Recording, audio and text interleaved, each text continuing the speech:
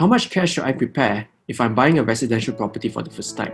Hey guys, Ian here from KCLau.com. So today I'll be sharing with you a simple formula that you can use to estimate the amount of cash you need to prepare first before buying yourself a residential property in Malaysia. And to do that, I'm going to use a simple case study, so let's get right into it. For a start, let me give you the background of this case study, so here we go. Hi, my name is Brandon, I'm 30 years old, and I'm planning to buy myself a property for my own stay. The property that I'm now looking at is a $500,000 condominium located in Subang Jaya. As this is my first time buying a piece of property, my question is this: how much cash do I need to prepare in hand to afford the piece of property?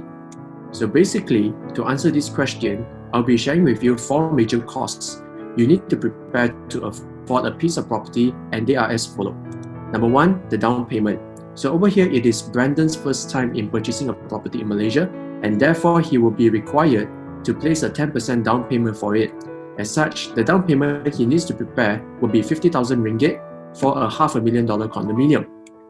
Next, number 2, the transaction costs. All in all, there are 5 types of transaction costs, and they will estimate the cost around 4 to 5% of the property's purchase price. So if Brandon is looking at a $500,000 condominium, he will need to prepare around 20 to 25,000 ringgit in transaction costs, and this cost will include number 1, the legal fee of sales and purchasing agreement of the property.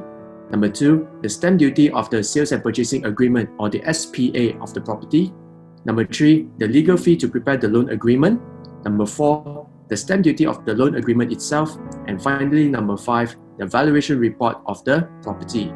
And with that, let's move on to number 3, which is the renovation costs. So this will depend on the condition of the property.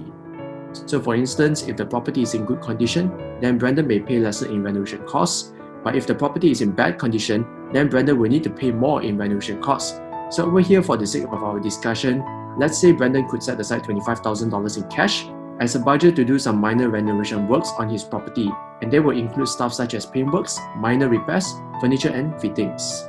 And finally, number 4, it is to prepare a buffer equivalent to 12 months worth of property-related expenses. This would consist of Brandon's mortgage installments and the amount of maintenance fees he needs to pay to the joint management body, or the JMB of his condominium. So here, let me estimate the amount of mortgage installments Brandon will be paying on a monthly basis. For instance, Brandon will be getting a 90% loan to buy his $500,000 condominium. So the original loan amount will be 450,000 ringgit. But usually, the bank will ask him to get a MRTA policy, and let's say it costs around 20,000 ringgit. So his total loan amount will be 470,000 ringgit. And let's say the interest rate of his mortgage is 3% per annum, and his loan tenure is for as long as 35 years. The amount of monthly installment Brandon will be paying works out to be 1,809 ringgit, or 1,809. And let's say Brandon will be paying 291 ringgit in monthly maintenance fees for his property. And therefore, if we add up 1,809 with the 291 in monthly maintenance fees, his monthly commitment for this property will work out to be 2,100 ringgit. So this means he will need to set aside 25,200 ringgit if he wants to prepare a 12 months buffer to keep his property. And now let's put all the pieces together.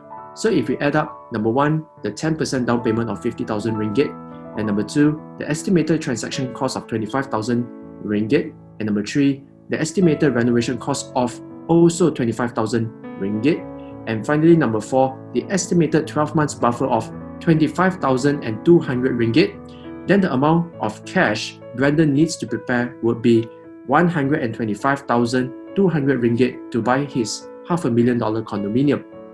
But the question is this: what if Brandon does not have the 125,200 ringgit in cash in hand? Does it mean that Brandon should forget about buying his $500,000 condominium? Well, I will not personally ask Brandon to forego his dreams of owning his first property, but here's what I would say. I would say that it is better for Brandon to delay his purchase until he has accumulated the amount needed, as buying a piece of property without having a sizable amount of cash can lead to financial distress. So here I'm going to leave some pointers to you if you currently don't have enough cash required to buy a piece of property, and they are as follows. Number 1, delay the purchase of your property. Number 2, calculate the difference between what you have right now from what is required from you. And number 3, make a 2 to 3 year plan to raise the shortfall. And finally, number 4, execute the plan accordingly. And if you can do that, you will move one step closer towards owning your first piece of property. And that's it. That concludes our short podcast for today. And over here, I would like to wish you great success in buying your first piece of property. Thank you so much for listening. And for more information, please check out our website, which is KCLau.com.